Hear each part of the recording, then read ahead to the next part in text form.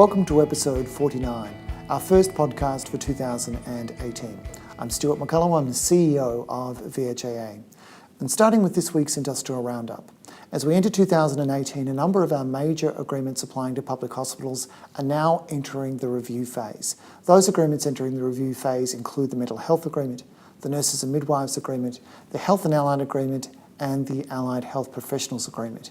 What that means is that during this year we'll be targeting our activities to put those agreements under the microscope to identify those clauses that cause confusion, those clauses that no longer need to operate, and those provisions that are having the effect of, limiting the way in which operational requirements can be met. To see whether or not we can develop better clauses for the next round of negotiations. We'll be working closely with our IR members, with our IR team members to ensure that that occurs. In terms of community health, discussions are continuing with VHIA for a new agreement for allied health professionals, and our last meeting for that agreement was on the 2nd of February. On the 7th of February, the subgroup at the subcommittee met for community health. That's the group that is assisting us in preparing responses to the various agreements that are being renegotiated for community health. In terms of our public health service members, members will have received a bulletin and seen an update on the app that was issued on the 23rd of December with regards to a heads of agreement for doctors in training and medical specialists. We have been in a process of drafting those agreements since that time. A lot of members have asked when they can see the draft agreements. We anticipate that that will be capable of being released shortly. In terms of the Nurses and Midwives Agreement, the next meeting of the STPPWG is scheduled for Thursday the 8th of February, and we're scheduled to attend a meeting of the Rural Health Senior Nurses Executive Group on the 9th of February. There is a meeting also of the Diversity in Healthcare Workforce Group, also on the 9th of February. As with all our activities and all our meetings, these will be summarised on the VHIA community app, so please keep an eye out for updates. And that's it for this week's Industrial Roundup.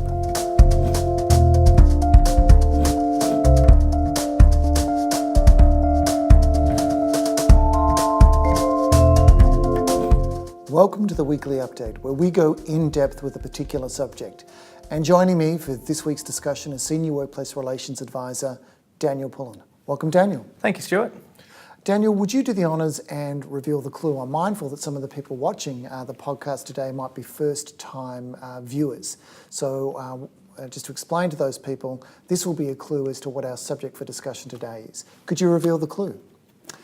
And for the benefit of those people who are listening to this podcast rather than watching, could you describe for those people what the object is? It is a doctor rhythm machine. And on the basis of that clue, what would you say the subject for today's discussion is? Music therapist under the Health Professionals Agreement. That's a nice try, Daniel, but you couldn't be more wrong. Today we're discussing doctors, and Dr. Rhythm is going to provide some support to us as we work through the various clauses. Great. So members might recall that at the end of last year, on the 23rd of December, on Christmas Eve, that we issued a bulletin and updated the app to announce that a heads of agreement had been reached with regards to both doctors' agreements, that is doctors in training and medical specialists. For the purposes of our discussion today, we're going to be focusing on the doctors in training agreement. So let's start at the beginning, and if you could recap the wage outcome that's relevant to the doctors in training agreement. Thanks, Stuart. So all doctors will receive a wage increase of 3% per annum from 1 January 2018, 2019, 2020 and 2021. I'm sensing there's a theme there. There is a theme. There's an additional 6% wage increase that will be paid on the 1st of January 2018, and the total increase on that date would be 9%. So that's an interesting thing to have 4 lots of 3, being a total of 12%, but to have an additional effectively uplift of 6%. What's the reasoning for having that 6% as a separate and distinct amount? So members may recall that one of the AMA's claims was for interstate parity. Not mentioning which state, yes. Not mentioning which state. So this will provide relief for that claim for interstate relativity, but what it won't result in is a compound effect on things like allowances, which aren't affected by this 6% uplift. I think the other piece of context for that 6% increase is how long it's been since there's been an increase for that group. So the last increase under the expired agreement, I think, was December 2015. It's been quite a while. And on the topic of allowances, what's the approach being taken to the increase for allowances? So as I mentioned earlier, the allowances will increase by 3% per annum on the same dates as the wages. They aren't affected by the 6% wage increase. Okay, so the allowances don't get that one-off bump. They get the programmed 3% per annum increase. That's correct. Is that the case for all of the allowances, including the Continuing Medical Education Allowance? So CME allowance is just a little bit different. The CME allowance will increase by a flat rate of $1,000 on the 1st of January 2018, then will be indexed by the 3% per annum from 1 January 2019, 2020, 2021. And one of the features of this round of bargaining has been a preference for lump sum bonus payments, which seem to come under a number of descriptions: lump sum payments, lump sum bonus, sign-on payments, all sorts of things. What's the approach being taken for doctors in training? So for doctors in training, they'll be those doctors that are employed from the 1st of January 2018 and employed in a named employer under this agreement will receive a one-off lump sum payment of $2,000. That payment's pro rata for part-time employees, but it's not payable to casual doctors. So sticking with those lump sum payments, we have a bit of an interesting issue for this particular cohort, I understand, and that is for doctors in training and the use of effectively short-term contracts. So generally speaking, it's the case that you must be employed at a particular date, that is 1 January 2018 in this instance. But for those people who aren't working, effectively because of for parental leave reasons, a slightly different approach might be taken?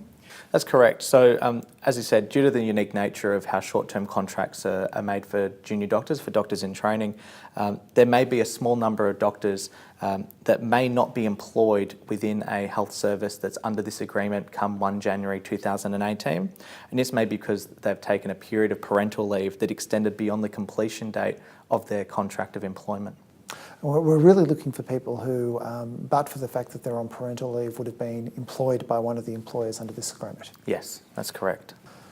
And what should health services do in the event a doctor presents and says and identifies themselves as one of those people, that is, they would have been employed on the 1st of January 2018, but for the fact that they were on parental leave? So we've suggested that inquiries of this nature should be referred to VHIA for referral centrally to the Service Delivery Partnership Plan Working Group. It may well be that the circumstances are quite simple, but it's very likely that there might be unforeseen things and a degree of complexity, so that will help hopefully support a quick resolution to those issues. Yes. With the previous agreements, we've developed materials to support the payment of that lump sum bonus through frequently asked questions. Will there be the same material again for this agreement? There will be. So we're going to prepare material that will assist the parties in addressing the increases in wage and the back pays, the allowances and the lump sum bonus. We'll be preparing that material in consultation with the AMA, and we'll obtain feedback from the reference group prior to sending out to our rest of our members. So just in terms of that, that's standard practice with regards to agreements that we send out that kind of material after consulting with the relevant union. For those people who aren't familiar with it, it will go out, what is a bulletin? Correct. And on the app? Yes. And if you then go to our website and look for the new agreement, you will find all the supporting materials, including the lump sum payment guide, on that page. Correct. One of the items of claim for doctors in training focused on fatigue, and that was a bit of a theme for our discussions. And in particular, we had an issue with regards to the length of shift for registrars. Correct. So under the previous agreement, the maximum rostered shift for a registrar was prescribed as 30 hours. 30 hours for a shift. One shift as the roster is provided. So it's quite a lengthy shift to have in a roster. By any measure. By any measure. All parties naturally agreed that a registrar's maximum rostered shift length should equal the remainder of the doctors under that agreement, which is 16 hours. So that's been amended so that there is consistency with regards to the maximum shift length. Correct. And were there changes with regards to things like backfill, as those things are often complementary? Yes, there was some changes. So the improvements were agreed between the parties to amend the provisions to provide for backfill where doctors are on leave, where if not replacing will result or will likely result in unreasonable workload. Okay, so the test here is to consider the workload impact. If it's going to have a workload impact, you need to backfill. If you manage the workload and it's not going to have an impact on others, then you aren't required to. Correct. So the clause isn't binary. It encourages health services to contemplate the impact of the absence on workload, but doesn't require each absence to be backfilled. And in terms of night shifts, what changes will there be under the agreement with respect to doctors working night shifts? So the parties have agreed that a doctor moving from night shift to any other shift arrangement should be free from duty for at least 48 hours. In addition to that, a doctor can't be rostered for more than 7 consecutive night shifts. And I take it that the reason for these were to facilitate proper rest and to deal with the issue of fatigue. Correct. The management of fatigue and facilitating proper rest and recovery was a key claim from the AMA, and it's also subject to additional work via a fatigue management review in the Service Delivery Partnership Plan. One of the interesting things for me as part of those discussions were issues associated with fatigue and rotations in particular.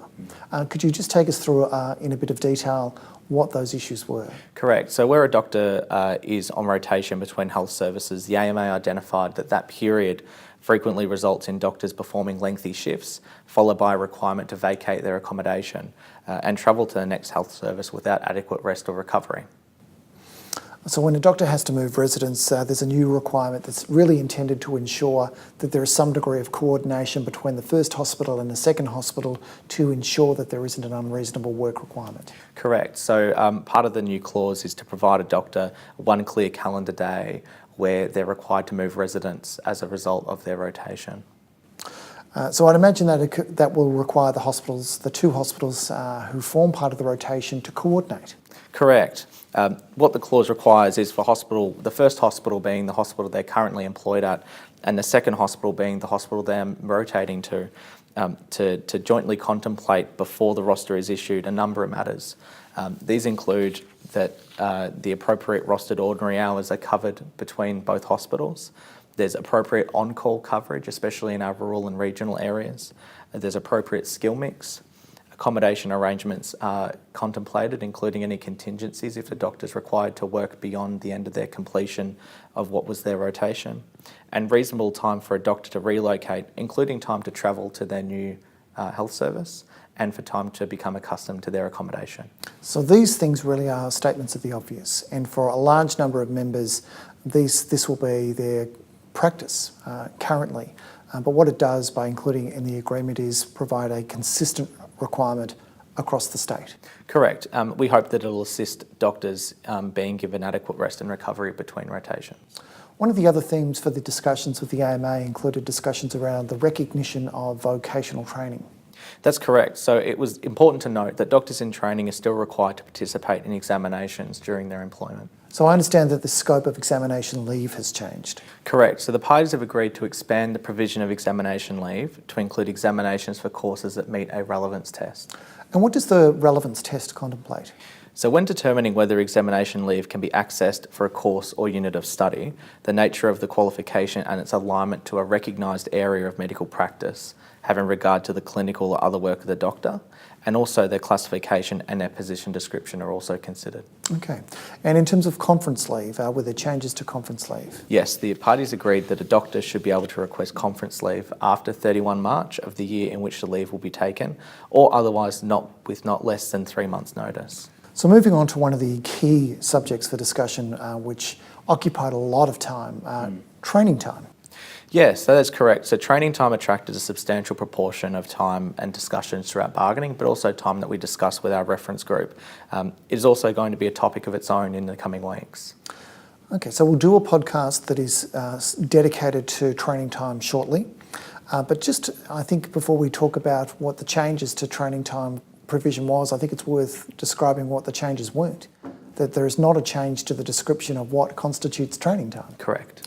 But what were the changes? So predominantly, discussions focused on two issues that currently arise with the provision of training time. One is how to roster training time where a health service utilises electronic time rosters, and secondly, how to reallocate training time where it was rostered but wasn't able to be taken. From our discussions, the AMA identified a lack of confidence with regards to the existing training time provisions, which was in stark contrast to our members who were confident that doctors in training were receiving training time. And from our discussions, it seemed to boil down to a lack of confidence in the process, in that the last agreement didn't really describe how it was supposed to work. So whilst the definition for training time itself has not altered at all, there have been some changes that are intended to really deal with that concern. So could you describe what some of those changes are? Thanks. So one of the changes that was agreed between the parties was ensuring that training time for a registrar is published in a document that's readily relied upon by all clinical and non-clinical staff within the health service to identify a registrar's hours of work. So that provides transparency. What's the benefit of transparency there? It ensures that the registrar receives their training time, but also ensures that other clinicians and non-clinical staff within the health service don't disturb that registrar while they're undertaking their protected training time. It's hard for other employees to respect training time if they don't know that it's occurring. Correct. And in terms of the form of that document, that could be in a traditional roster or a non-traditional roster? Correct. So a roster in its traditional sense will remain the primary method. However, another agreed document can be utilised where current rostering technology does not allow training time to be adequately published in the roster. So there is an alternative option for those people who can't do it through the roster, but a key underpinning principle will be how is that going to be published to ensure that people are aware of the training time so that it's not intruded upon. Correct. And how do the parties address the issue of reallocation of training time? What we understood from speaking to members is that there were a range of approaches. Sometimes people pooled that, but the previous agreement didn't even contemplate that as a possibility. What was the approach for the new agreement?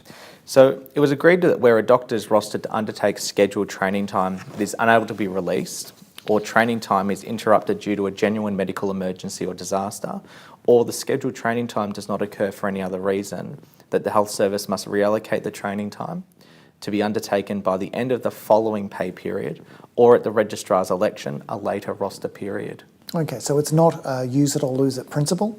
The objective is to make sure that people receive their training time, bearing in mind the nature of the hours of work. 38 hours plus 5 hours training time. Those hours are not to be substituted for ordinary work. Correct. And what if the reallocation can't be achieved? So in these circumstances, the hospital must pay the doctor at the applicable overtime rate for the times in the roster that work was performed in excess of ordinary hours, and also pay any portion of training time that was not taken in the pay period at the ordinary rate of pay. So really that's intended not to provide a benefit to the doctors in training, but really to provide an incentive to ensure that training occurs. All the parties were in fierce agreement that training is highly desirable and must occur. Correct. And how will the implementation of the training time be monitored?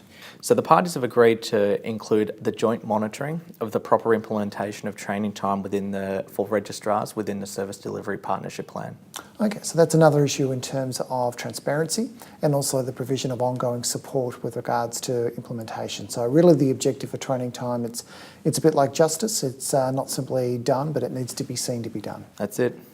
And in terms of a podcast for training time, we mentioned before that was going to occur. So we'll let people know when that is likely to be done.